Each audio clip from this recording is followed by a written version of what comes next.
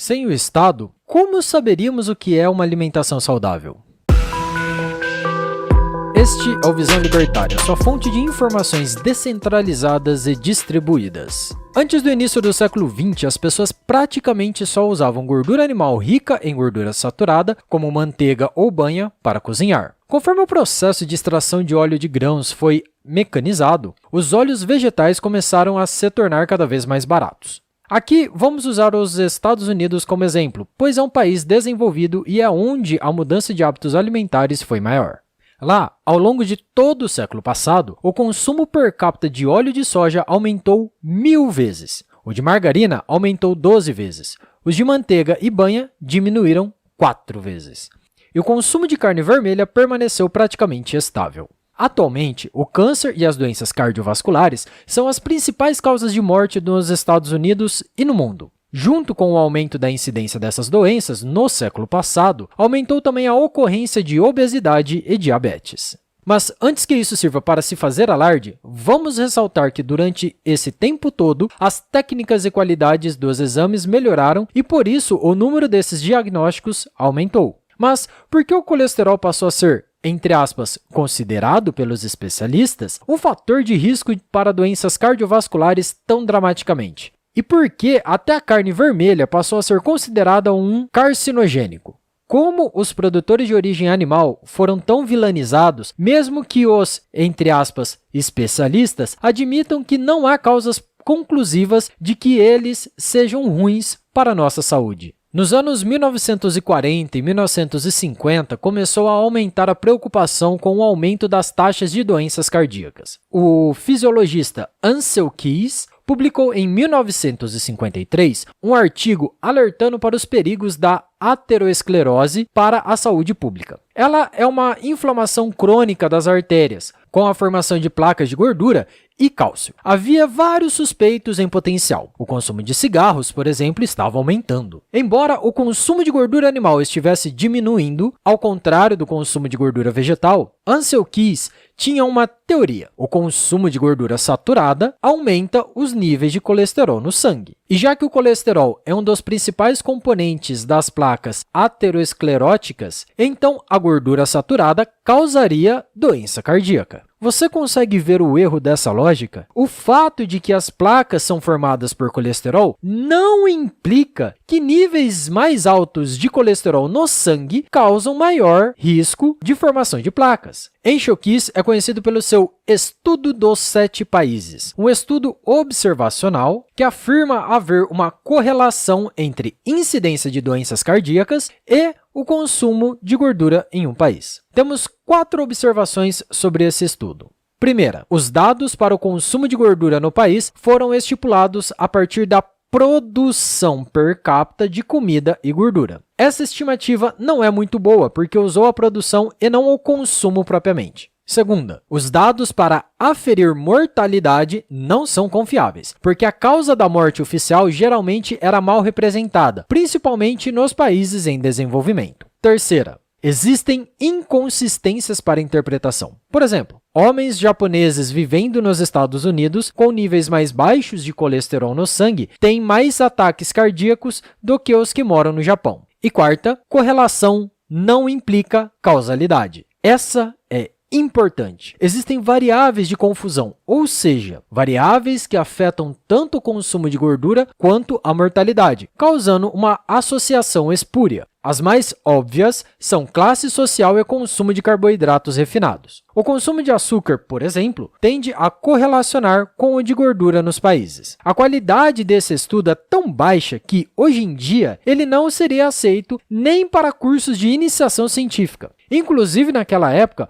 o estudo não foi bem recebido pelos cardiologistas, que ridicularizaram Ancel Keys e sua teoria. Mais tarde, outro estudo foi feito abrangendo 22 países. Se desconsiderarmos os países de onde os dados são menos precisos, a correlação observada por Ancel Keys vai embora. Porém, querendo comprovar sua hipótese a qualquer custo com suas pesquisas enviesadas, Ancel Keys conseguiu muita influência. Ele foi até capa da revista Time em 1961. Isso não lembra algum, entre aspas, cientista? Entre muitas aspas, que ficou famoso em 2020?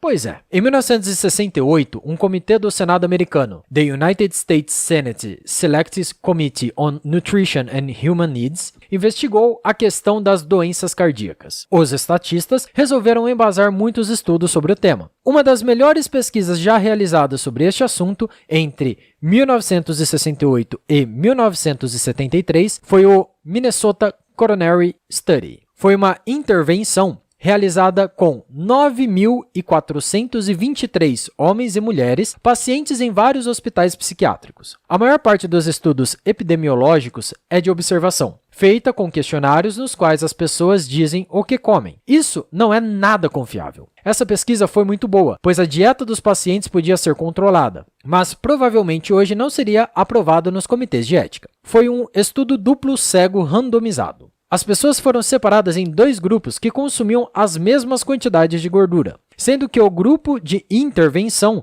não consumia gordura saturada. Era gordura vegetal rica em ácidos graxos monoinsaturados. No grupo da intervenção, ocorreram 269 mortes. No grupo de controle, apenas 206. E não houve diferença nas taxas de doenças cardíacas entre os dois grupos. Isso mesmo. A saúde dos pacientes que consumiram gordura vegetal ficou pior do que o dos que consumiam manteiga. Porém, de acordo com o investigador principal, Ivan Frantz, citação, não tinha nada de errado com o estudo, só estávamos desapontados com os resultados. Aí o estudo ficou engavetado na Universidade de Minnesota, por coincidência, a Universidade do Ansel Keys. Em 1977, entraram os políticos. Os senadores apareceram impacientes exigindo uma posição do comitê. E como em toda típica solução de políticos, um guia alimentar foi emitido, visando limitar o consumo de gordura saturada e aumentando o consumo de carboidratos. Nessa época, houve resistência da comunidade científica.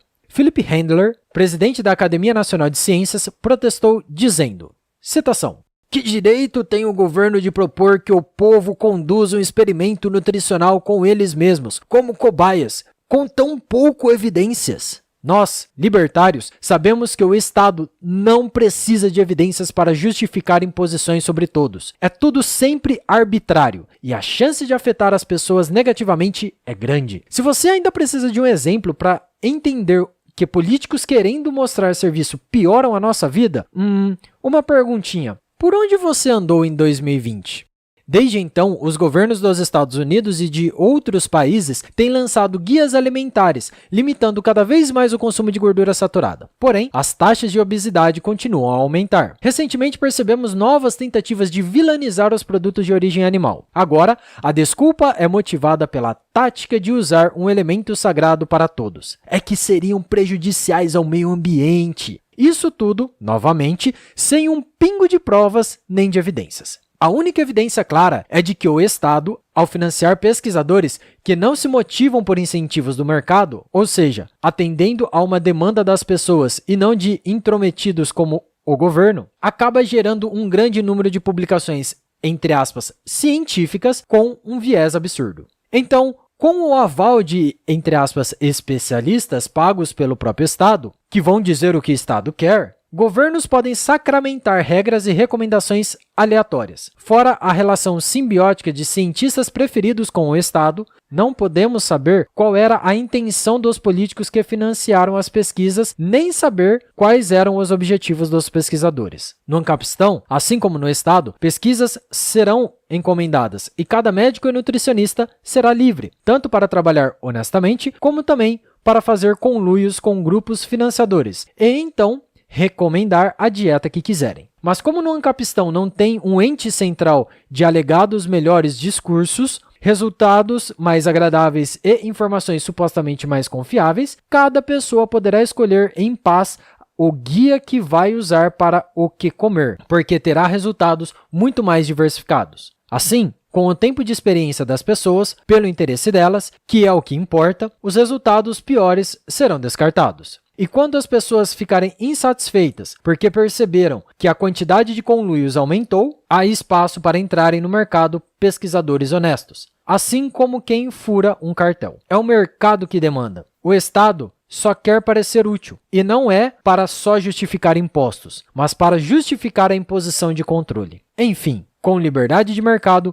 pesquisadores terão que responder de fato às reais necessidades da sociedade, porque as do Estado são de parasitagem. Obrigado pela sua audiência. Esse artigo foi sugerido e escrito por indivíduos livres, revisado por Stanley Calderelli e narrado por Coreia com K. Se você gostou desse artigo, clique no ícone de curtir abaixo e compartilhe o vídeo em sua rede social. Se você deseja ser notificado de outros vídeos, clique em se inscrever e depois no ícone da campainha. Até a próxima!